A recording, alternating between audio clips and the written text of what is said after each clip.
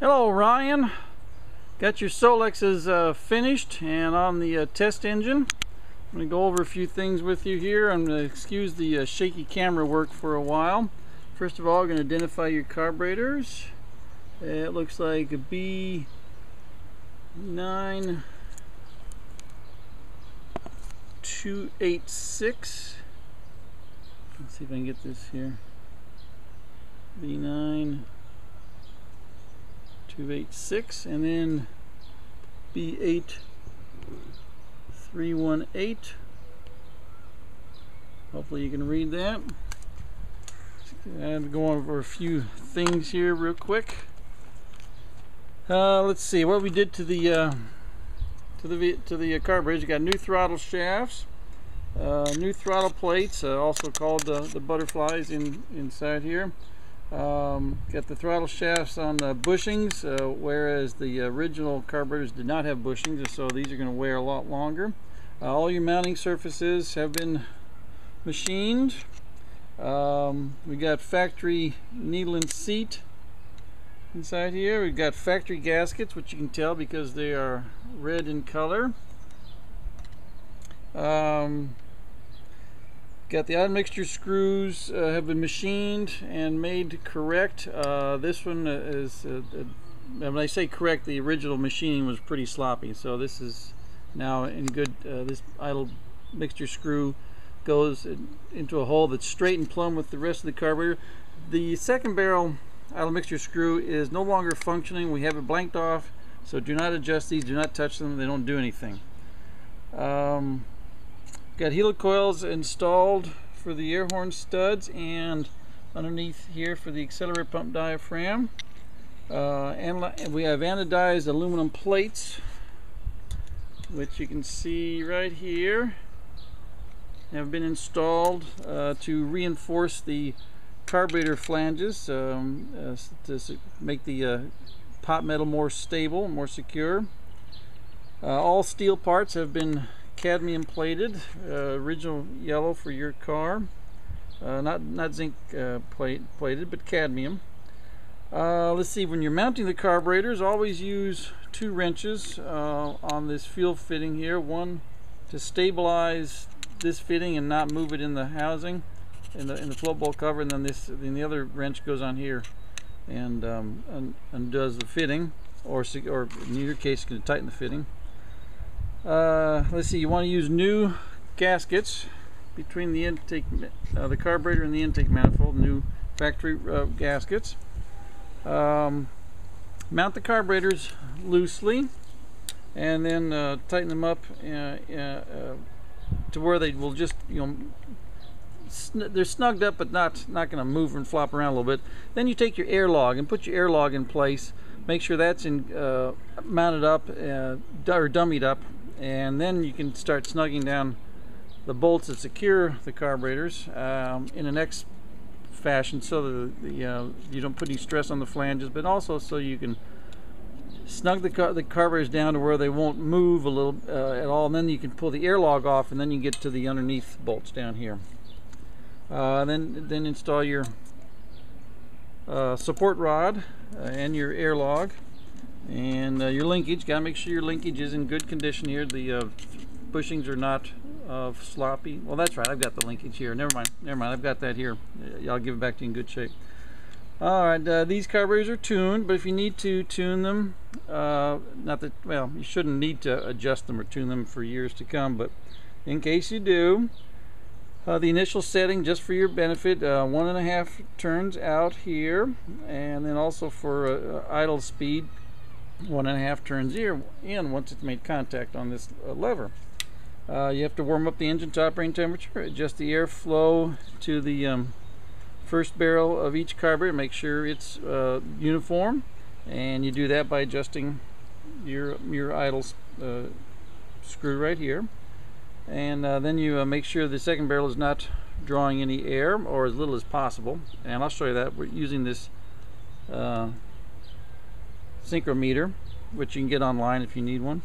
And then you're going to adjust these mixture screws on the first barrel of each carburetor in until the engine stubbles, out until the engine stumbles, and then you get a midpoint where the engine runs the best. and periodically you'll blip the throttle to clear the carburetor. And let's see, on the G55 idle jets, G55, that's your idle jet right here. The car idles on the first barrel only, and that's this idle jet right here is handling the idle, and that's all it does.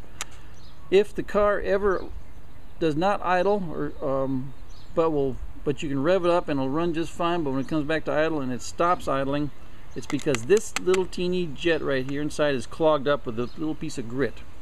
And that's a common problem, and that's why you're going to have to make sure you got good clean fuel and good clean filtration in for your fuel in your car. But if you ever need to, if it ever happens to you, just take this jet out and clean it out and put it back in. You'll be in good shape. Your idle will be restored. Or you can swap jets, because this one is not being used for anything. It's like almost like a spare jet. And as I was saying, make sure your fuel system is pristine and clean, because if it's not, you're gonna have a lot of trouble with the carburetors. They do not like bad fuel or dirt and debris, and so you got to make sure you got extra filtration on your carburetors, on your fuel system. Now let's see if we can't make this thing run. We got a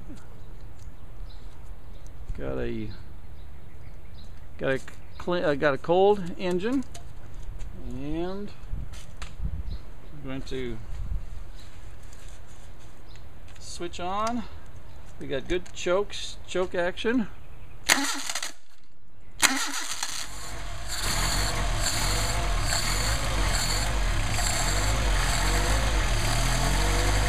little fast idle.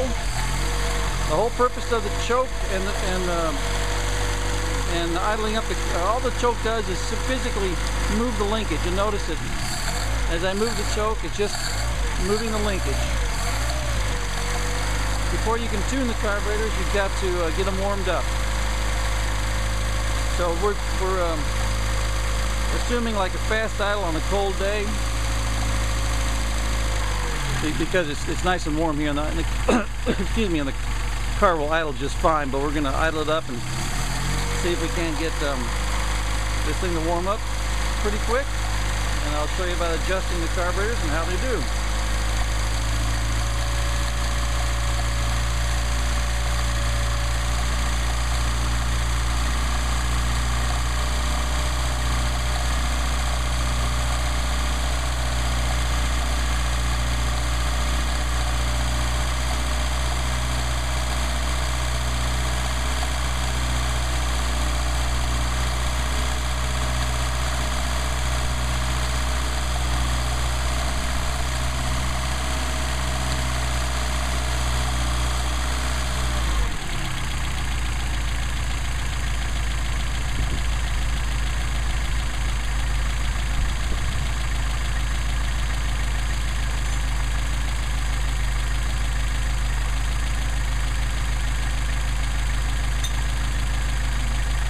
While we're warming up, I wanted to show you what I meant by using two wrenches to install your fuel lines. This wrench right here is going to hold this fitting in the float bolt cover stationary, while you use this wrench to do your adjusting up there. We do not want to put any pressure on this top metal body and on this fitting.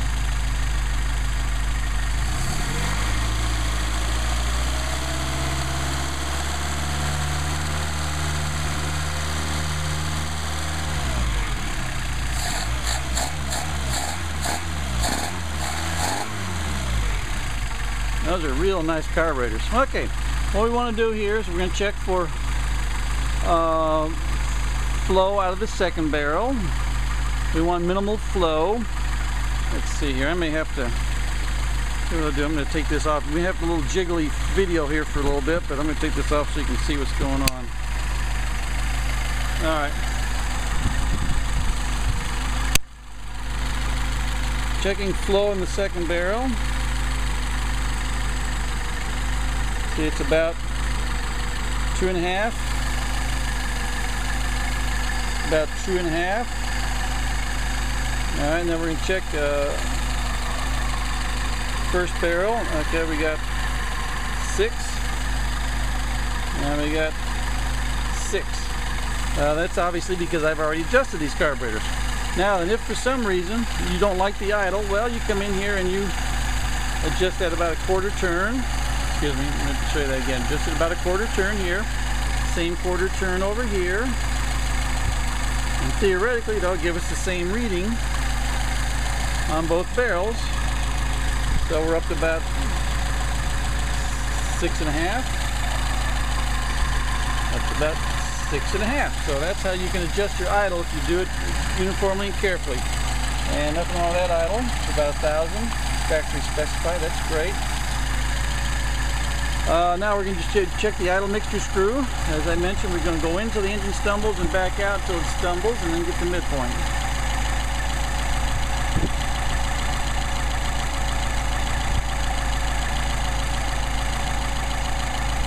Starting to degrade, so we're coming back out.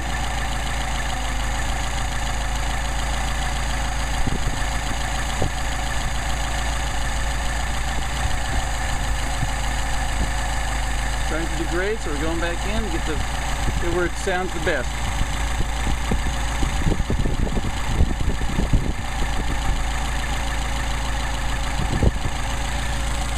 Same here. Alright, start to degrade after half a turn, come back out.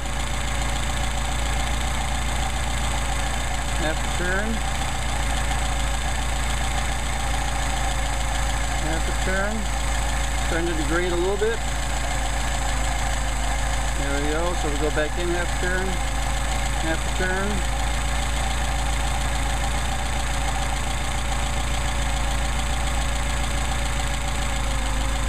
Back out. There's a little bit of an art to this. That's why you don't have to mess with these. I'm just showing you in case you ever do mess with them.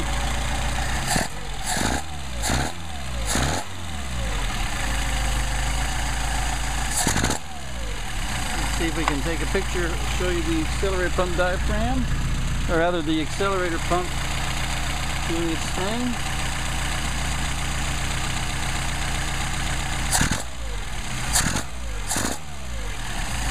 Kind of hard to see in there.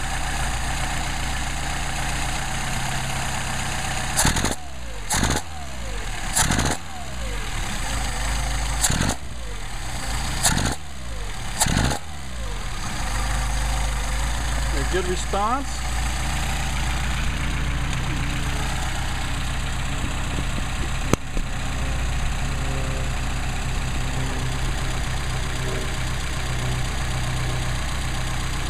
How are we doing back here? Good on the second barrel.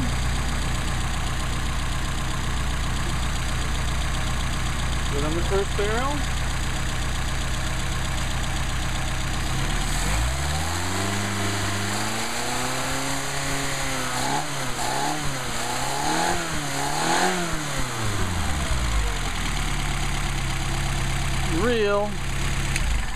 Real nice carburetors.